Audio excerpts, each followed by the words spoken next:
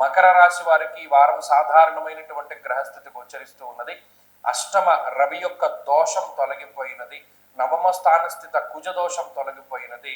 ఈ గ్రహాలు ఇప్పుడు 9, 10 స్థానాల్లో, అంటే రవి 9వ ఇంట్లో, కుజుడు 10వ ఇంట్లోనూ సంచరిస్తూ ఉన్నారు.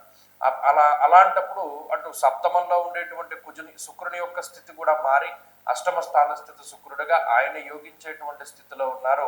వారం ప్రారంభం నుండి మధ్య వరకు కూడా దాదాపుగా చంద్రబలం అధికంగా ఉండేటువంటి వారంగా ఈ వారాన్ని మనం చెప్పుకోవచ్చు. అయితే మనం గమనిస్తే అనుకూలించేటువంటి గ్రహాల యొక్క సంఖ్య పెరగకపోయినప్పటికీ ప్రతికూలించేటువంటి గ్రహాల యొక్క సంఖ్య తగ్గింది.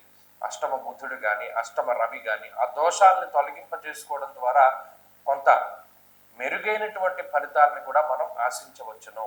ఎప్పుడైతే అష్టమ రవి యొక్క దోషం తొలగిపోతుందో ఆ రవి కొంత ఉత్సాహాన్ని నిరోధించేటువంటి గ్రహం కాబట్టి తిరిగి కొంత ఉత్సాహాన్ని పుంజుకుంటూ ఉంటారు. అయినప్పటికీ విచారే నవమే రవౌ అన్నది శాస్త్రం. ఇప్పుడు కూడా ఏదో ఒక దాని గురించినటువంటి ఆలోచన చాలా తీక్షణంగా ఉంటూ ఉంటుంది.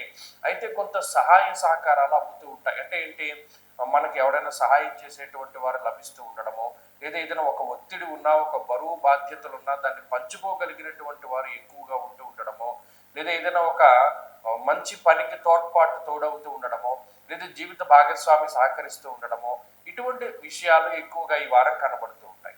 అలాగే ఉద్యోగ సంబంధమైనటువంటి, వ్యాపార సంబంధమైనటువంటి ప్రతిబంధకాది దోషాలు కూడా చాలా తగ్గుముఖం పట్టేటువంటి పరిస్థితులు ఈ వారంలో చాలా స్పష్టంగా గోచరిస్తూ ఉన్నాయి. కాబట్టి మకర రాశి వారికి సంబంధించినటువంటి విషయాలు ఈ వారంలో చాలా అనుకూలంగా ఉన్నాయి. ప్రతికూల గ్రహస్థితి తగ్గింది.